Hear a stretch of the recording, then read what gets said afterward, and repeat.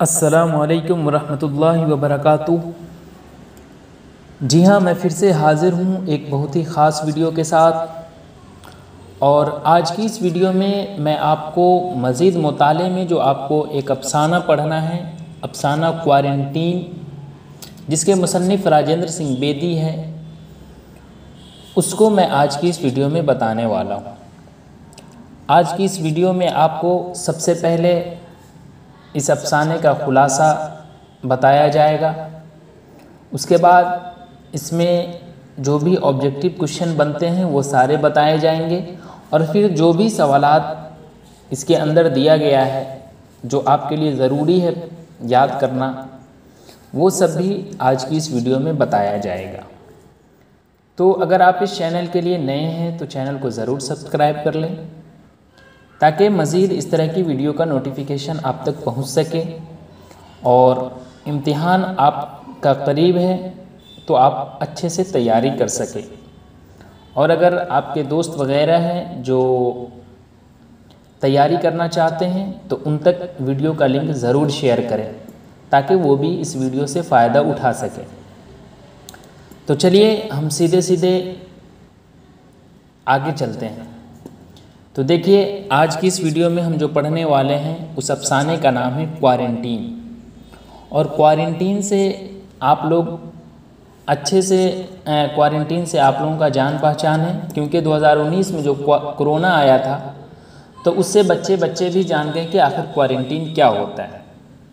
खैर, ये जो अफ़साना है क्वारंटीन, जिसके मुसन्निफ़ राजेंद्र सिंह बेदी हैं, जो एक मशहूर अफ़साना निगार हैं, उन्हीं का ये अफ़साना है। और अफ़साना क्या होता है ये सब मैं आपको बता चुका हूँ, लेकिन फिर भी आप डेफिनेशन वगैरह जानना चाहते हैं तो इसकी वीडियो का लिंक मैं नीचे रख दूँगा। उस वीडियो को आप ज़रूर देखें ताकि आप अच्छे से समझ सको। तो आज की इस वीडियो में हम सबसे पहले समझेंगे कि क्वारंटीन आखिर है क्या। तो क्वारंटीन एक जगह है, और ये आप लोग अच्छे से जान रहे हो। ये जो 2019 में कोरोना आया था, उसमें जब बाहर से लोग आया करते थे तो उन्हें सबसे पहले क्वारंटीन के लिए स्कूल वगैरह में रखा जाता था 10 दिन 15 दिन। तो वही क्वारंटीन एक जगह है जहां उन बीमार लोगों को रखा जा रहा है जिनको प्लेग की बीमारी हो गई है। इस अफ़साने के अंदर अभी जो गुजरा है उसमें कोरोना वायरस की वजह से लोगों को क्वारंटीन किया जा रहा था। इस अफ़साने में प्लेग है जो चूहों के काटने से होता है। तो यही चीज़ है कि क्वारंटीन एक जगह का नाम है जहां उन बीमार लोगों को रखा जा रहा है जिनको प्लेग की बीमारी लग गई है। और मैं आपको बता दूं कि ये जो प्लेग की बीमारी है ये चूहों के काटने से होती है। तो अब चलिए हम क्वारंटीन अफ़साना का ख़ुलासा आपके सामने पेश कर रहा हूँ। देखिए, अफ़साना में क्या कहा गया है उसे मैं मुख्तसर में आपको बताऊंगा, क्योंकि एक एक लाइन में आपको पढ़कर बताऊंगा तो वीडियो काफ़ी लंबी हो जाएगी और मुझे सारी चीज़ें इसी वीडियो में कवर करनी है। तो मैं पूरे जो अफ़साना है उसका मैं शॉर्ट में आपको बताने वाला हूँ, है ना। तो सबसे पहले आप समझ लें कि ये जो क्वारंटीन अफ़साना है ये एक मशहूर अफ़साना है, जिसके मुसन्निफ़ जो है वो राजेंद्र सिंह बेदी हैं। ये अफ़साना जो है वो ये उर्दू के एक बेहतरीन अफ़साना में शुमार किया जाता है, और आप ख़ुद सुनेंगे अफ़साना तो आपको समझ में आएगा। इस अफ़साना में जो है ना वो दो अहम किरदार हैं जो आपको हमेशा नज़र आएगा, एक डॉक्टर और एक भागो। ये दो जो है ना अफ़साना में आपको बार बार नज़र आएंगे। तो बस यही चीज़ है, बकिया और भी इसमें किरदार है। पादरी आएंगे, वज़ीर का भी नाम आएगा, रेवरेंड मोंतल आबे, ये सब चीज़ें भी आएंगी आपके सामने। तो ये सब तो खैर अपनी जगह पर है, लेकिन सबसे ज़्यादा फोकस जो है वो भागो और डॉक्टर पर बना रहता है। जो दोनों जो है वो डॉक्टर और भागो जो है वो अपनी अपनी जिम्मेदारियों को पूरा करने में लगे रहते हैं, और वो एक दूसरे के सामने बार बार आते रहते हैं, है ना। दोनों में फ़र्क ये है, यानी डॉक्टर और भागो में फ़र्क ये है कि डॉक्टर जो है वो एक तालीम याफ्ता इंसान है, जबकि भागो जो है वो एक जाहिल किरदार है। भागो का काम जो है वो गंदगी से भरा हुआ है, और डॉक्टर के मुकाबले में क्या कहते हैं बहुत ही कमतर किरदार है। लेकिन याद रखें कि डॉक्टर अपने जगह पर हैं और भागो अपने जगह पर है, लेकिन फिर भी इस कहानी में जो है ना, वो आप जब खुद सुनेंगे तो सबसे ज़्यादा आप जो मुतासिर होंगे वो किससे होंगे? वो भागो से होंगे, जो हमेशा अपने फ़र्ज़ की अदायगी में लगा रहता है। तो खैर आप जान लें कि ये जो भागो जो है ना, वो क्या कहते हैं, क्वारंटीन का सबसे ख़ास खादिम है। तो अब आप ये भी जान लिए कि क्वारंटीन किसे कहते हैं। तो क्वारंटीन जो है वो एक जगह है जहाँ उन बीमार लोगों को रखा जाता है जिनको प्लेग की बीमारी हो गई है। और प्लेग की बीमारी जो है वो किससे होती है? चूहों के काटने से होती है। अब देखिए, ये जो अफसाना है इसमें एक ऐसा शहर है जहाँ प्लेग के बहुत सारे मरीज़ हैं और उन सभी मरीज़ को शहर से दूर क्वारंटीन में रखा गया। जिस तरह अभी क्या कहते हैं, कोरोना आया था 2019 में, तो स्कूलों में अक्सर जो है ना वो क्वारंटीन कर दिया जाता था, यानी जो भी नए लोग आते थे उन्हें 10-15 रोज़ के लिए वहाँ रख दिया जाता था, तो ताकि ये लोग जिनको भी अगर होगा ना तो उससे और लोग महफूज रह सके। तो इसलिए क्वारंटीन के लिए एक शहर से थोड़ा हटकर जो है ना एक जगह बनाया गया था जहाँ क्या कहते हैं, क्वारंटीन में लोगों को रखा जाता था ताकि उनकी बीमारी से किसी दूसरे को मतलब तकलीफ़ ना हो या उससे फैल ना जाए वो प्लेग की बीमारी। तो क्वारंटीन की हालत बहुत ही ख़राब है। जो मतलब एक शहर ऐसा भी है जहाँ प्लेग के बहुत सारे मरीज़ हैं और उन सभी मरीज़ को शहर से दूर क्वारंटीन में रखा गया है ताकि उनकी बीमारी किसी दूसरे को न लगे। क्वारंटीन की हालत बहुत ही ख़राब है। क्यों? क्योंकि वहाँ आए दिन मौत हुआ करती है और बहुत सारे लोग इसलिए भी मर जाते हैं कि वह अपने सामने लोगों को मरते हुए देखते हैं, वहाँ के हालात को देखते हैं। और बहुत सारे लोग उस इलाके के ऐसे भी हैं जिनको प्लेग का मर्ज़ हो गया है। जिस तरह से अभी कोरोना का मर्ज़ जो था, बहुत सारे लोग ऐसे भी थे जिनको कोरोना हो गया था लेकिन वो डर से नहीं बताते थे और जाते भी थे हॉस्पिटल वगैरह तो अक्सर उनकी लाशें लौट कर आती थी। तो उसी तरह डर भय बना रहता था उस टाइम में भी। प्लेग की जो बीमारी थी फैल गई उस टाइम में भी। तो इस वजह से जिनको प्लेग का मर्ज़ हो भी गया था ना तो वो खौफ से बताते नहीं थे, क्योंकि अगर वो बता देते तो फिर उनको भी क्वारंटीन में रहना पड़ता और क्वारंटीन में रहना ही सबसे ज़्यादा टफ था, है ना।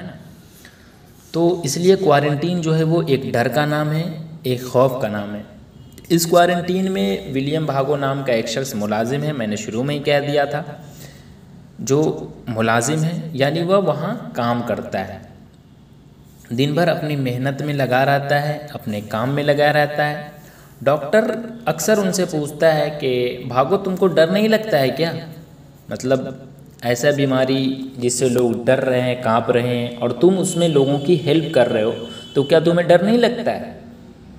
तो भागो कहता है कि नहीं, मुझे डर नहीं लगता है, बल्कि मुझे अच्छा लगता है लोगों की मदद करने में। इसी बीच उस क्वारंटीन में जो है ना बड़े पादरी लाबे रेवरंड मोंतला आबे भी आते हैं। इसी टाइप का नाम है। पादरी जो है ना वो कृष्ण के जो फादर होते हैं उसे ही कहते हैं। तो उनका काम क्या था? तो वो लोगों को समझाते थे, यानी जब भी वो क्वारंटीन में आते तो वो लोगों को समझाते और बहुत कुछ बताते भी थे।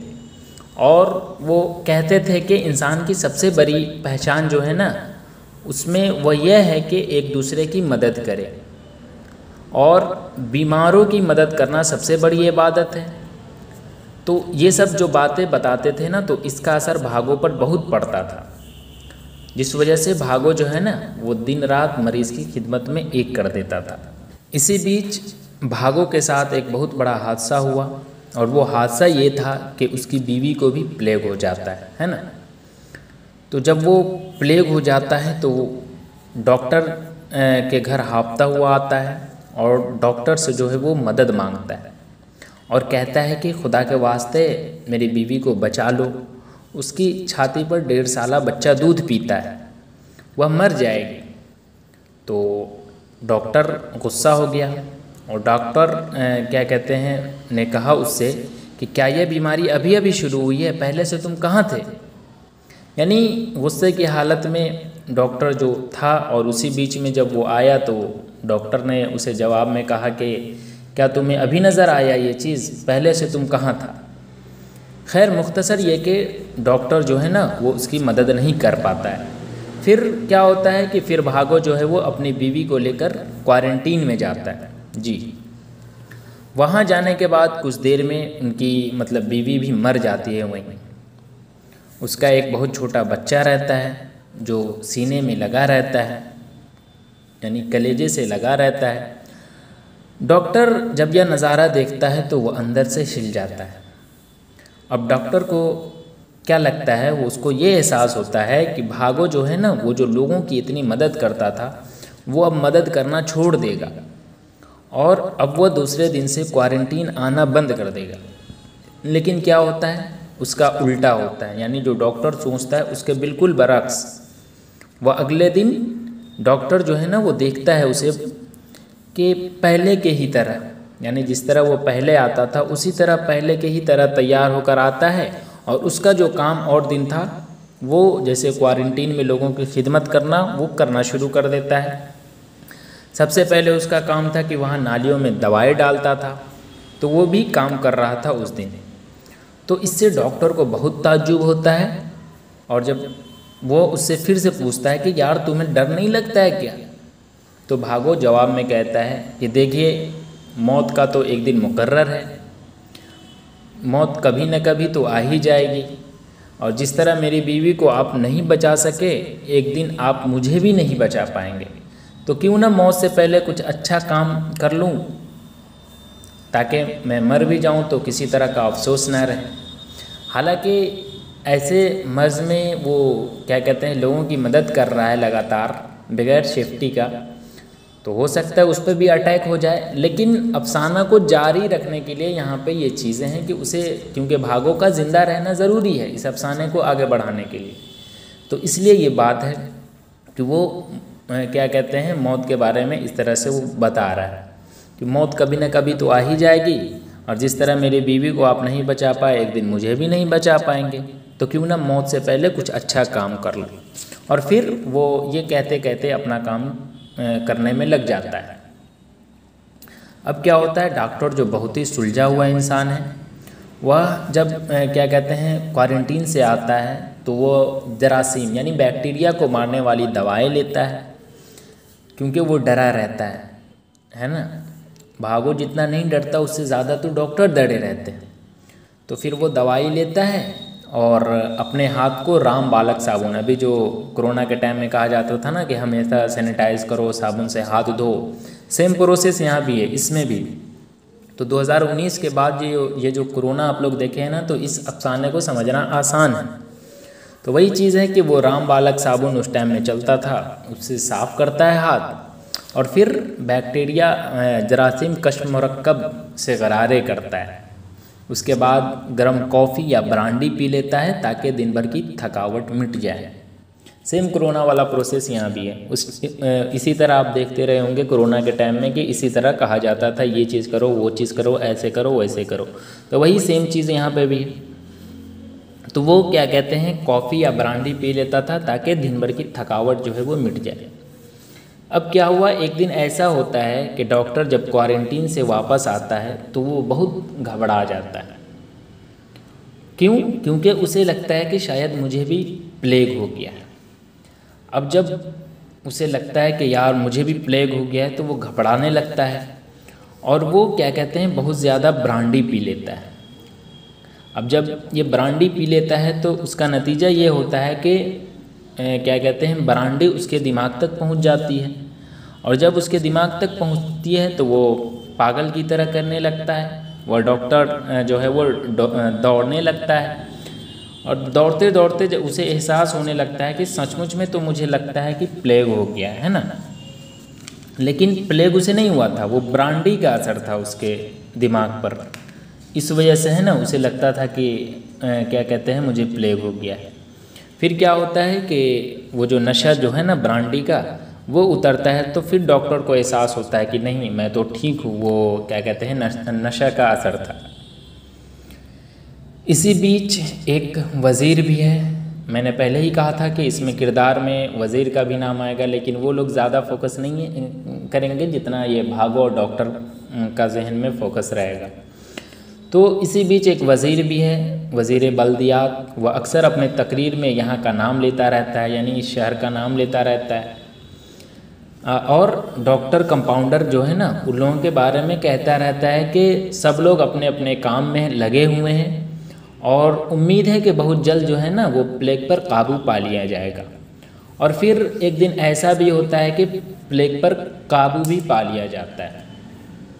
फिर क्या होता है, फिर एक बहुत बड़ा जश्न मनाया जाता है जिसमें मेहमानान खुसूसी में जो है ना वो डॉक्टर ही होते हैं। ये जो डॉक्टर लोगों की मदद करते हैं और आखिरकार प्लेग पर काबू पा लिया जाता है, तो उसमें मेहमानान खुसूसी के तौर पर डॉक्टर को बुलाया जाता है उस जश्न में।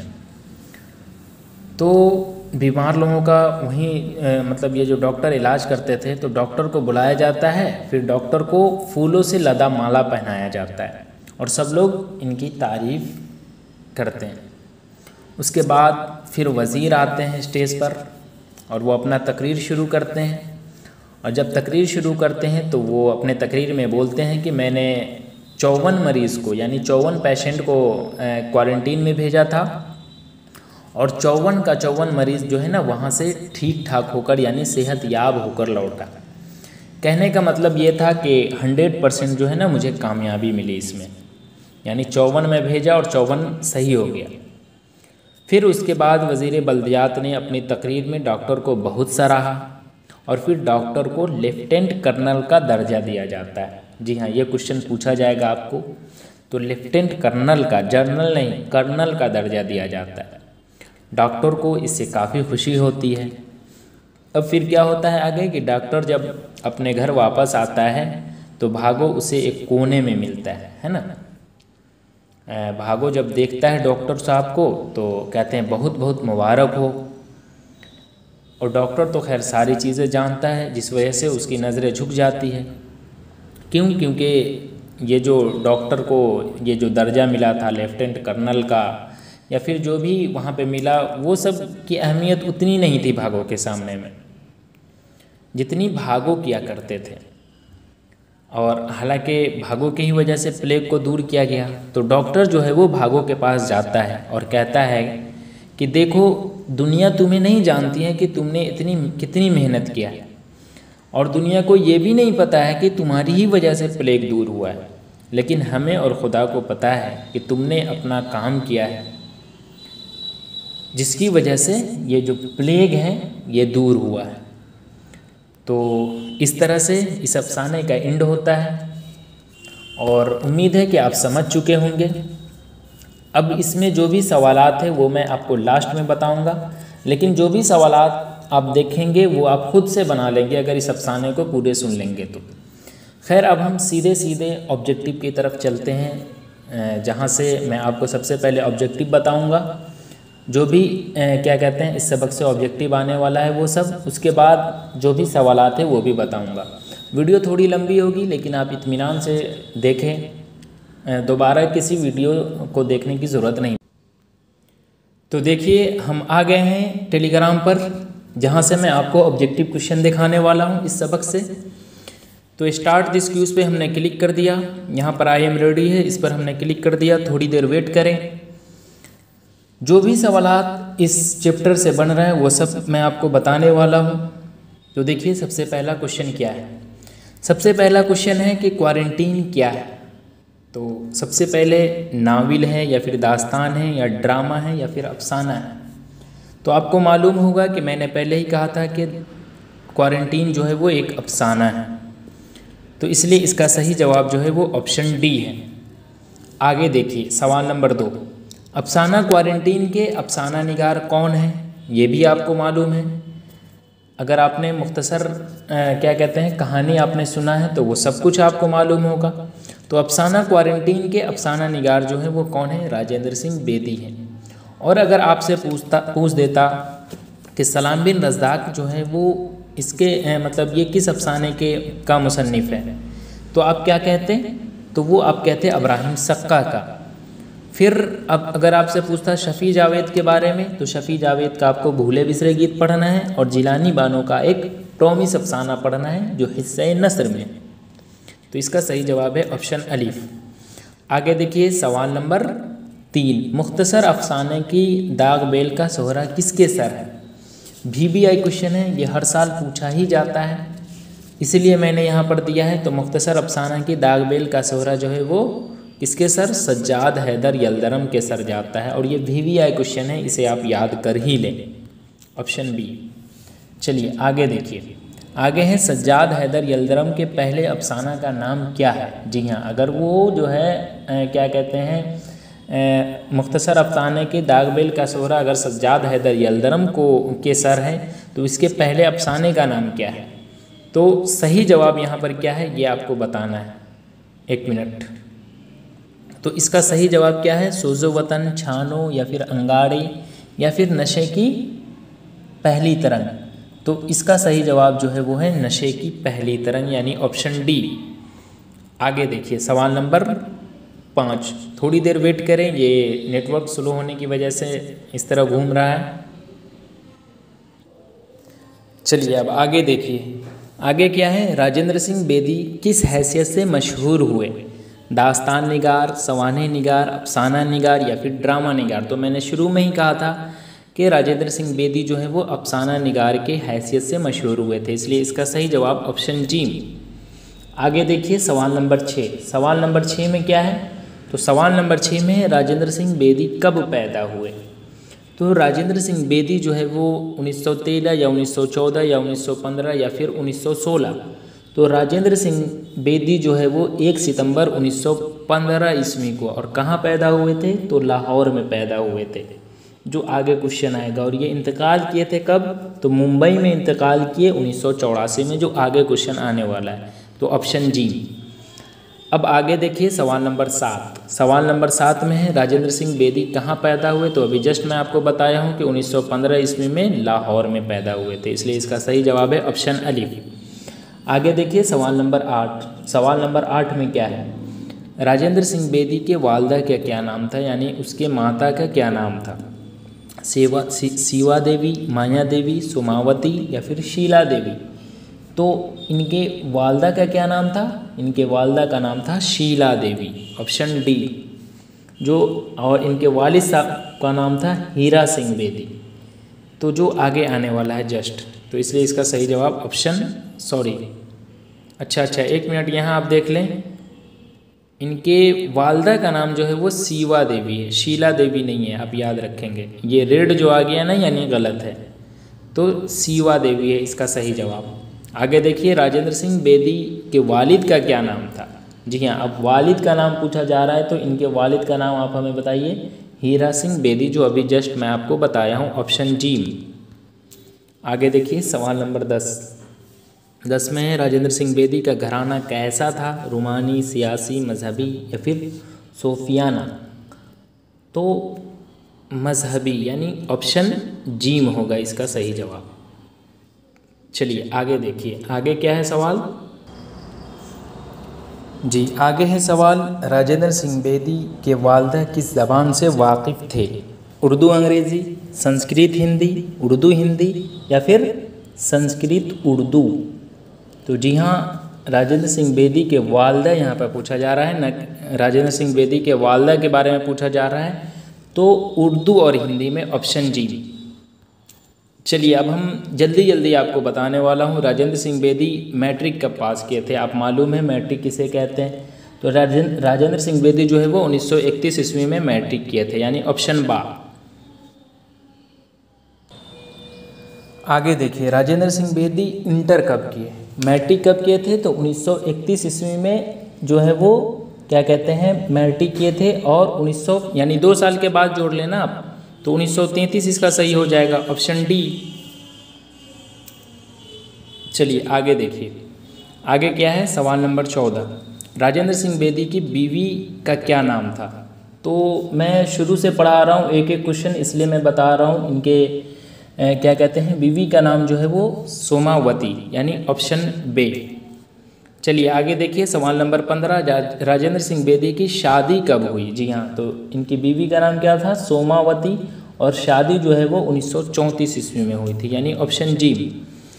आगे देखिए सवाल नंबर 16, राजेंद्र सिंह बेदी अपनी बीवी का नाम बदल कर क्या रखा? इनकी बीवी का सबसे पहले नाम क्या था? तो सोमावती तो सोमावती जो है वो बदल कर ये क्या नाम रख दिए, तो सतवंत कौर, यानी ऑप्शन बी। आगे देखिए सवाल नंबर 17। सवाल नंबर 17 में है, राजेंद्र सिंह बेदी की अदबी ज़िंदगी का आगाज़ कितने साल की उम्र में हुई? 16-17 साल, या 17-18 साल, या 18-19 साल, या फिर 20-21 साल? तो 17-18 साल की उम्र में, यानी ऑप्शन बी ही इसका सही है। आगे देखिए, राजेंद्र सिंह बेदी इब्तिदा में किस ज़बान में नज़में लिखे? अंग्रेज़ी, फ़ारसी, उर्दू, या फिर क्या कहते हैं, हिंदी? तो अंग्रेज़ी ज़बान में, ऑप्शन अलिफ। आगे देखिए सवाल नंबर 19। सवाल नंबर 19 में है, राजेंद्र सिंह बेदी इब्तिदा में किस नाम से लिखते थे? तो मोहसिन लाहौरी, हसन लाहौरी, नाजिम लाहौरी, या हुसैन लाहौरी? तो जी हाँ, इसका सही जवाब जो है वो क्या हो जाएगा, ऑप्शन अलिफ, मोहसिन लाहौरी। आगे देखिए सवाल नंबर 20। बेदी ने डाक खाने की मुलाजमत कब तर्क कर दी? तर्क का यानी छोड़ना, तो तर्क का मतलब क्या होगा? बेदी ने क्या कहते हैं, डाक खाने की मुलाजमत कब तर्क कर दी? तो 1943 में, यानी ऑप्शन अलिफ। आगे देखिए, बेदी ने संगम पब्लिश लिमिटेड का अशाती इदारा कब कायम किया? 21 नंबर क्वेश्चन। तो ये सब देखिए एक एक क्वेश्चन मैं आपको बता रहा हूँ, ज़रूरी नहीं है ये सारे सवालात आप याद कर लें, बस आप देख रहे हैं तो आप देखते रहें।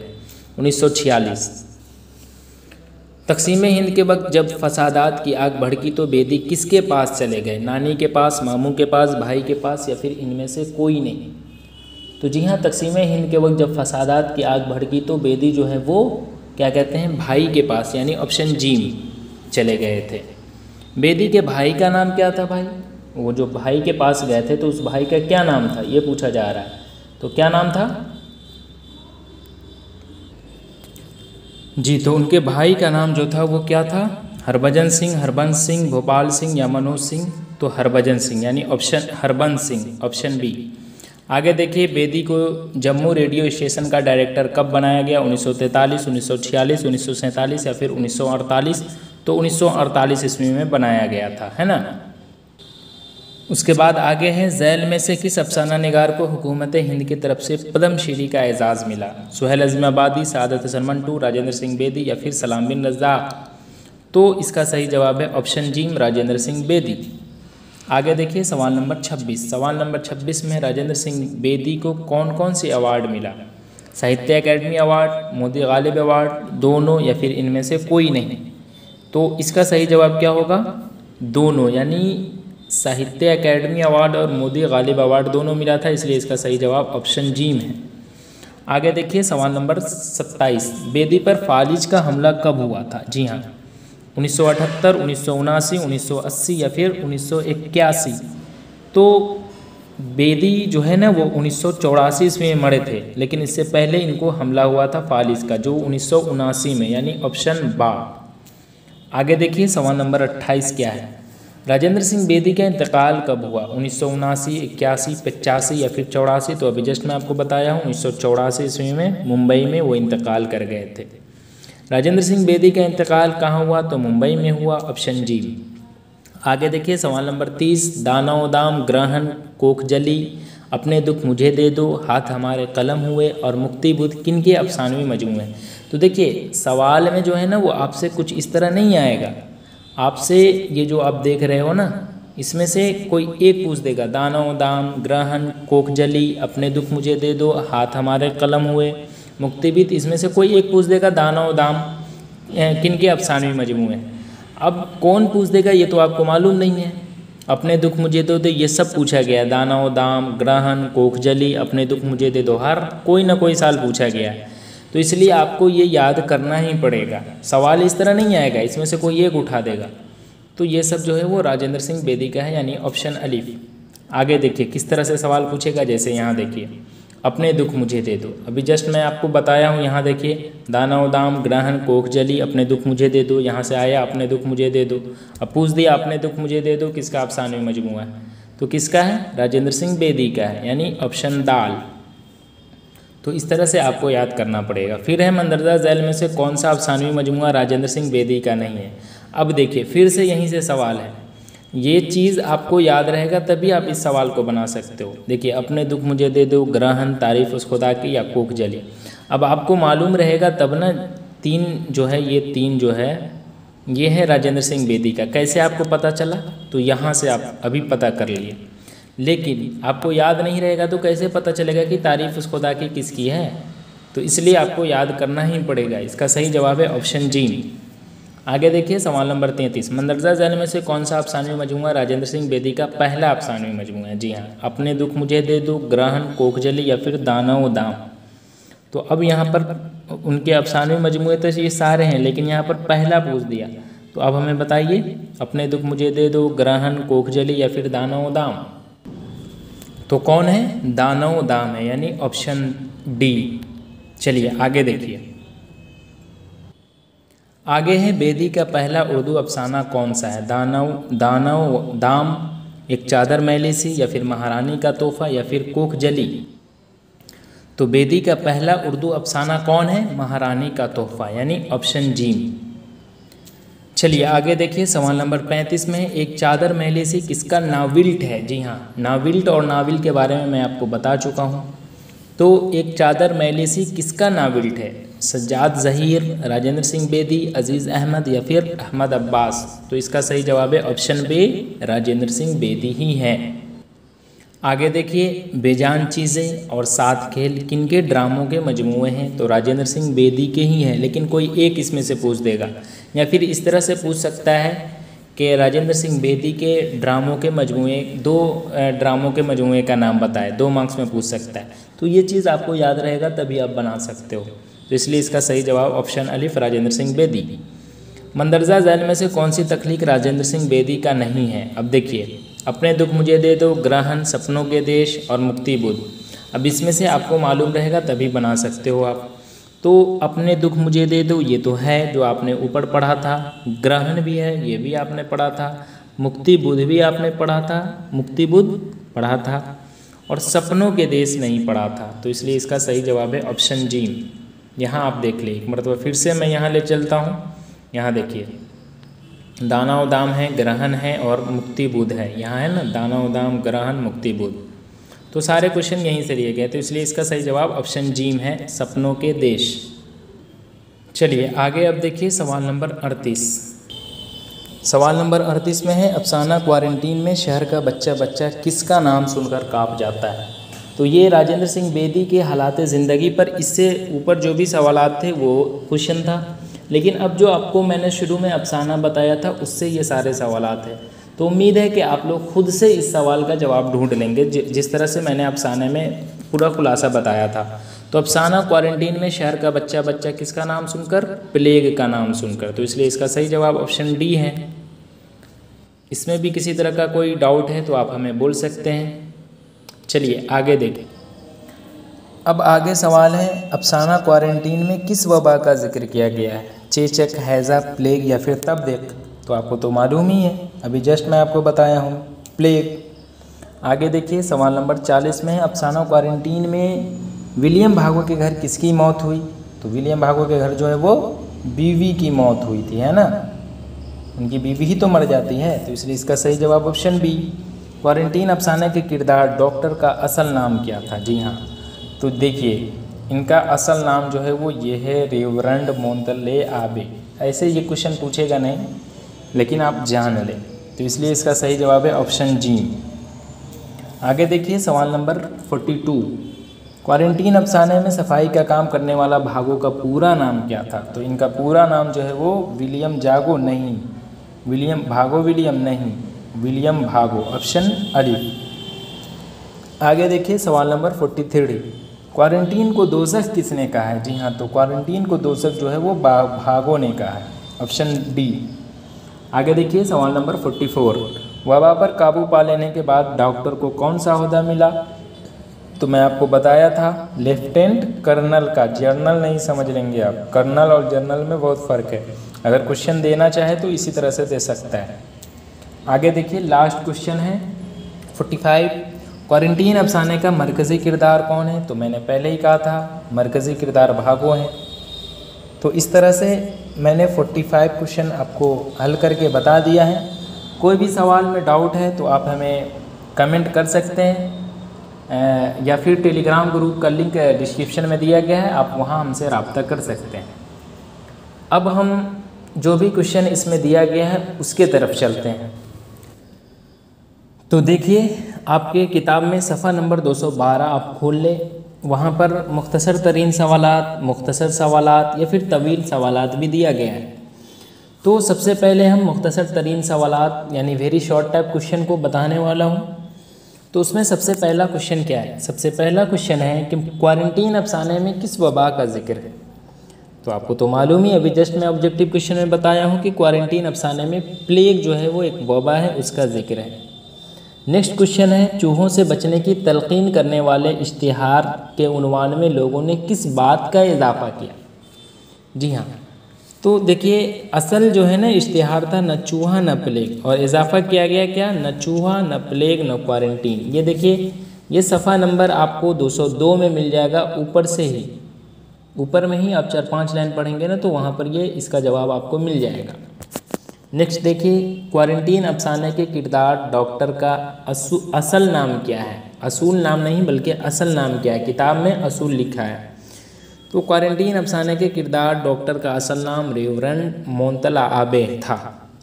नेक्स्ट देखिए, क्वारंटीन अफसाने में सफाई का काम करने वाले भागों का पूरा क्या नाम था? तो क्वारंटीन अफसाने में सफाई का काम करने वाले भागों का पूरा नाम विलियम भागो था। ये सब मैं ऑब्जेक्टिव में आपको बता चुका हूँ। आगे है, भागो के घर प्लेग से किसकी मौत होती है? तो उनकी बीवी की मौत होती है, ये भी मैं आपको बता चुका हूँ। क्वारंटीन को दोज़ख किसने कहा? ये भी बता चुका हूँ कि क्वारंटीन को दोज़ख जो है वो भागो ने कहा। आगे है, वबा पर काबू पा लेने के बाद डॉक्टर को कौन सा ओहदा हासिल हुआ? ये भी बता चुका हूँ। वबा पर काबू पा लेने के बाद डॉक्टर को लेफ्टिनेंट कर्नल का ओहदा मिला। बेदी के पहले अफसानवी मजमूए का नाम बताइए, ये भी बता चुका हूँ। तो इनके पहले अफसानवी मजमूए का नाम दानो दाम है। क्वारंटीन अफसाने का मरकज़ी किरदार कौन है? तो क्वारंटीन अफसाने का मरकज़ी किरदार खुद वो भागो है। तो कहने का मतलब ये है कि सवाल नंबर 9 तक जो है ये सब मैं ऑब्जेक्टिव की शक्ल में आपको बता चुका हूँ। अब देखिए, मुख्तसर तरीन सवालात यानी शॉर्ट टाइप क्वेश्चन में है, क्वारंटीन किस शय का नाम है? तो इसके बारे में थोड़ा आपको लिखना होता है, यानी ये शॉर्ट टाइप क्वेश्चन है जो 2 मार्क्स में आपसे पूछा जाएगा। तो क्वारंटीन किस शय का नाम है? तो देखिए, क्वारंटीन जो है वो किसी शय का नाम नहीं था, और न ही क्वारंटीन किसी बीमारी का नाम था, ये मैं आपको पहले भी बताया था। बल्कि क्वारंटीन उस जगह का नाम था जिसमें क्या कहते हैं, प्लेग से ग्रसित बीमार जो थे लोग, उनको उस ज़माने में जो है ना वहाँ पे कानूनी एतबार से क्या कहते हैं लाकर रख दिया जाता था। तो वही चीज़ यहाँ पर लिखा गया है कि क्वारंटीन जो है वो किसी शय का नाम नहीं था, और न ही क्वारंटीन किसी बीमारी का नाम था, बल्कि क्वारंटीन उस जगह का नाम था जिसमें मुतअद्दिद बीमारियों के ज़माने में बीमार लोगों को तंदुरुस्त इंसानों से कानूनी एतबार से अलग करके ला डालते थे ताकि बीमारी बढ़ने न पाए। जिस तरह से हम कोरोना वाला वायरस वाला हाल है। अगर जो क्वारंटीन में डॉक्टरों और नर्सों का काफ़ी इंतज़ाम था, फिर भी मरीज़ों के कसरत से वहाँ आ जाने पर उनकी तरफ फ़रदन तवज्जो नहीं की जा सकती थी। तो यही चीज़ आप बढ़ा चढ़ा कर लिख देंगे। क्वारंटीन ज़्यादा अमवात का बास क्यों हुई? नेक्स्ट क्वेश्चन है। तो क्वारंटीन ज़्यादा अमवात का बात इसलिए बनी क्योंकि बहुत से मरीज़ अपने रिश्तेदारों के नहीं रहने की वजह से हिम्मत हार बैठते थे, जैसे कोरोना में हुआ।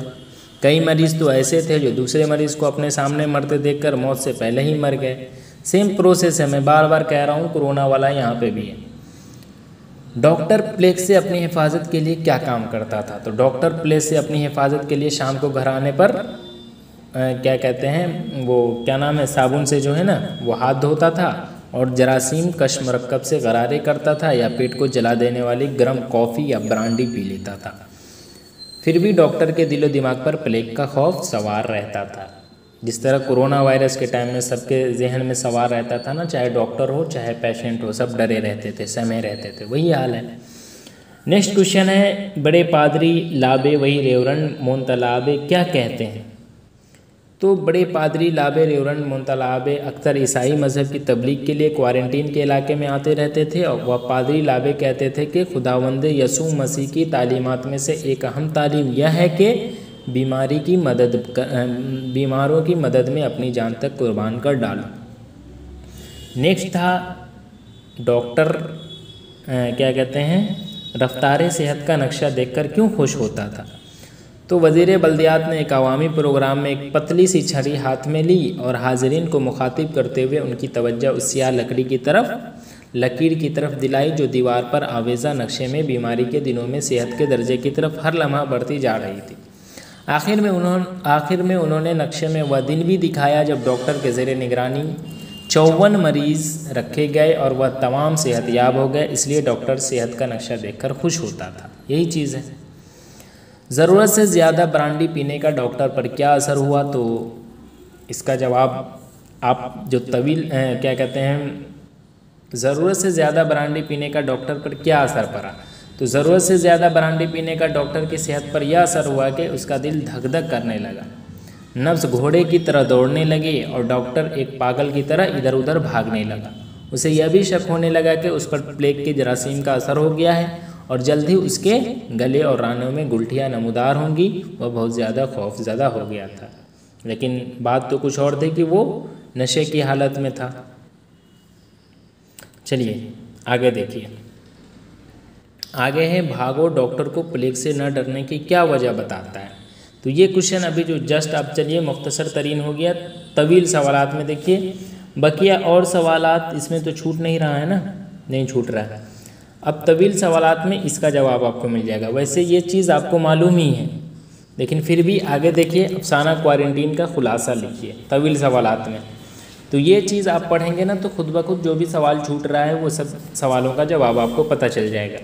तो देखिए, ज़ेरे नसाब अफसाना क्वारंटीन के मशहूर अफसाना निगार राजेंद्र सिंह बेदी है। ये चीज़ मैं आपको बताया हूँ और यह उर्दू के अच्छे अफसानों में शुमार किया जाता है। इस अफसाने में दो अहम किरदार डॉक्टर और भागो हैं जो बराबर अपने जिम्मेदारियों की अदायगी के दौरान पूरे अफसाने में आमने सामने होते रहते हैं। यही चीज़ मैं आपको खुलासा में बताया था।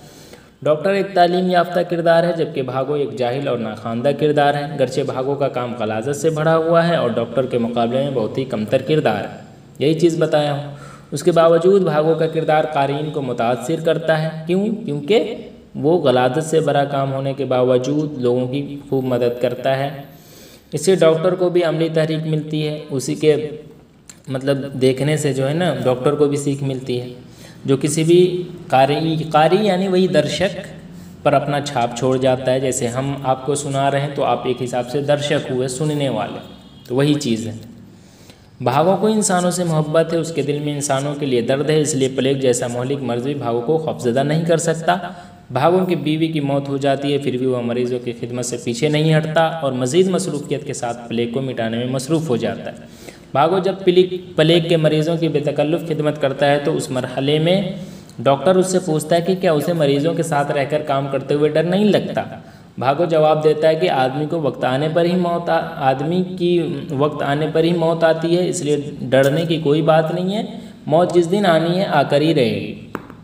इस तरह भागो डॉक्टर को जवाब देकर कहानी को आगे बढ़ाता है। जिस तरह भागो प्लेग के मरीज़ों के दरमियान बेतकल्लुफ़ी से आता जाता है, उस सूरत में उसकी मौत भी वाक़ई हो सकती थी, लेकिन कहानी को जारी रखने के लिए मैंने पहले ही कहा था भागो का आखिरी वक्त तक ज़िंदा रहना क्या था, ज़रूरी था, इसलिए वह ज़िंदा रहता है। कहानी में अलमिया यानी नाजुक मोर की शक्ल उस वक्त सामने आती है जब भागो की बीवी की मौत हो जाती है। अब कहानी का रुख बदल जाता है और डॉक्टर प्लेग को मिटाने में शब रोज़ मसरूफ़ हो जाता है और आखिरकार शहर से प्लेग का खात्मा हो जाता है। उसके बावजूद भागो हमारी तवज्जो का मरकज़ बना रहता है। उसकी वजह डॉक्टर का गुरूर और सिले की तवक्का है, जबकि भागो के किरदार में किसी भी मंजिल में यह बात नहीं है बल्कि सादगी ही उसके किरदार का ज़ेवर है। इस मरहले में कहानी जो है वो अपने फितरी इख्तिताम को पहुंच जाता है ना। आगे देखिए, तो इस तरह से इसमें इस सवाल का जवाब भी आपको पता चल गया कि भागो डॉक्टर को प्लेग से न डरने की क्या वजह बताता है ना। ये जिस चीज़ जो अभी बीच में पढ़ा हूँ तो वो जवाब मिल गया। आगे क्या है, डॉक्टर को उसके फ़र्ज़ की जानिब राग़िब करने वाले असबाब क्या थे। और आगे है क्वारंटीन के जो शबिया अफसाने में पेश की गई है उसे अपने लफ्ज़ों में कैद कीजिए। तो ये सब सवाल अब आप बना सकते हो खुद ही। डॉक्टर के अमल और भागो की कोशिश में से किसमें ज़्यादा इंसानी दर्दमंदी है, मुदलदल लिखे, ये भी आप बता सकते हो जो आपने कहानी सुना है। तो इस तरह से आज की वीडियो यहीं पर इख्तिताम तक पहुँचा। वीडियो कैसी लगी आप कमेंट में ज़रूर बताएं और अपने दोस्तों तक भी वीडियो शेयर कर दें। तो चलिए आज के लिए बस इतना ही। इंशाअल्लाह फिर मैं नेक्स्ट वीडियो के साथ आऊँगा। तब तक के लिए अल्लाह हाफिज़।